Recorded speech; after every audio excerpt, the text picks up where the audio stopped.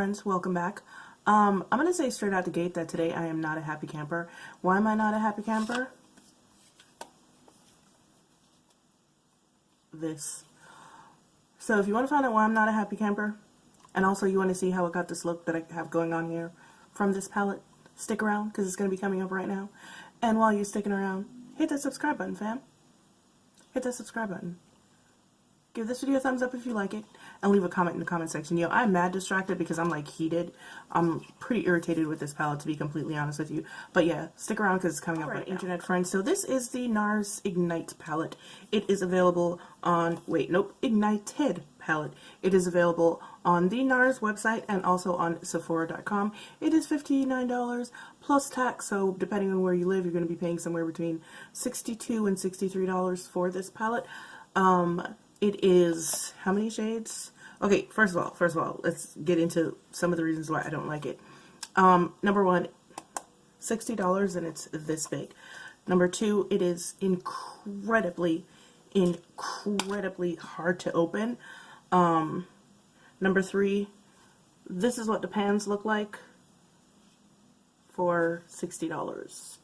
Number four, the pictures on both Sephora's website and on the Nars website show a very purpley palette. This is quite warm and rosy. So yeah, I'm not pleased. There are 3 matte shades, 3 satin shades, and 6, I think they call their hardwired formula. There are 6 of those, and they are incredibly sheer. You'll see in the demo that I have coming up how sheer they are.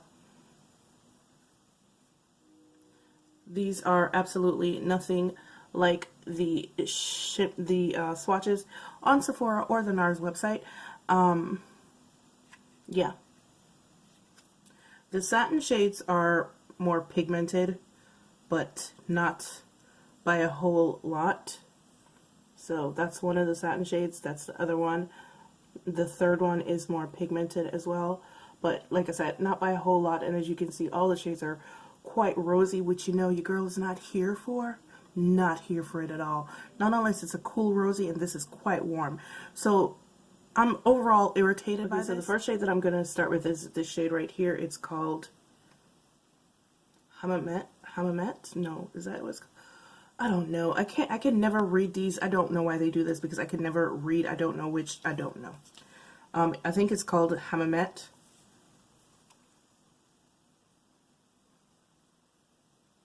And it's just really a cream shade. You can't even really use the palette. It doesn't bend all the way back, so I don't know. I'm just irritated overall with this palette.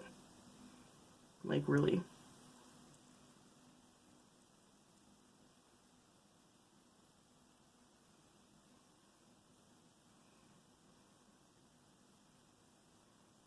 I'm going to go in with this shade right here.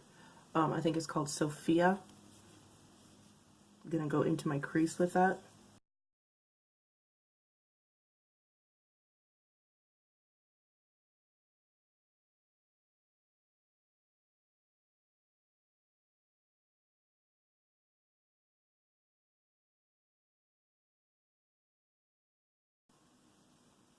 Next, I'm going to go into my outer V with this shade right here. I think this is a shade called Point Noir.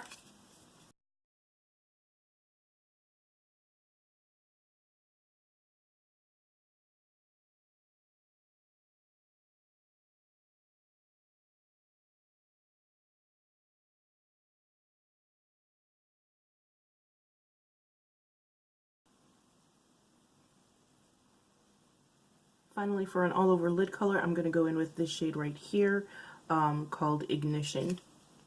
Ignition? No. See? It's called In Heat, I think.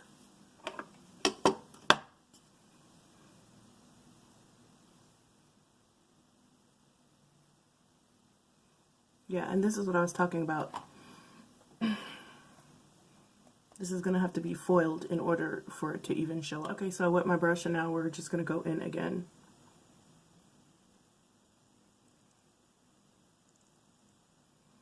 Yeah.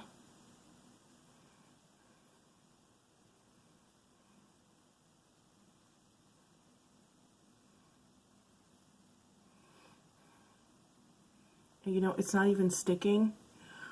Even foiling it, it's lifting.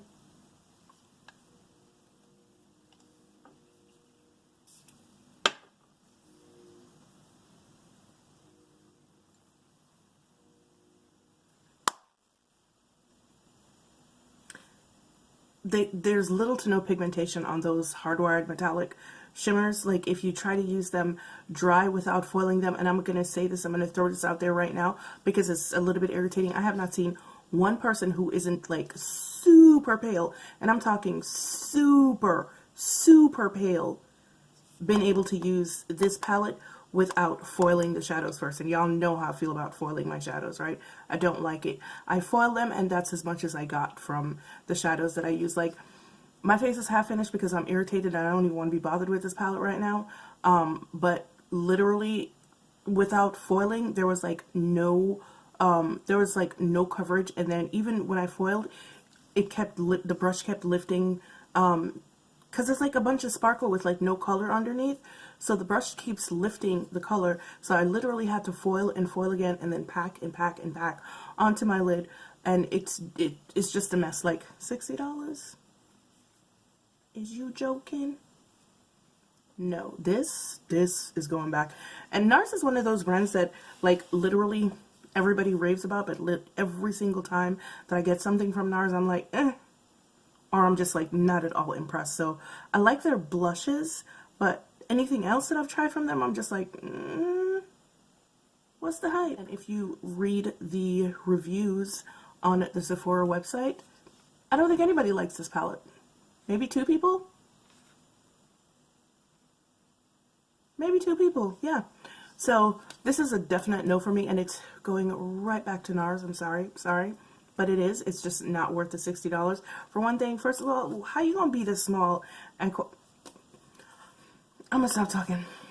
Alright guys, thanks for tuning in to watch me rant about the Nars Ignited palette. Like, honestly, I wasn't even going to do this review because when I first opened it and I saw the colors, I was disappointed. And then when I swatched the colors, I was even more disappointed, and I wasn't going to do it, but I've only seen like one other brown person review this palette, so I wanted to do it. And I wanted to do it today because it's going in the mail tomorrow right back to Nars. So yeah. So if I seem a little bit off and I'm irritated, it's because I am irritated with this palette and I really didn't even want to use it. But, you know, it is what it is. We done used it. It's going back to its mom's. That's why I'm an auntie, not a mother. Alright guys. Thanks for tuning in one more time to watch me make a fool of myself. But as usual, it's been real, it's been fun, and I'll see you guys in the next one. Bye.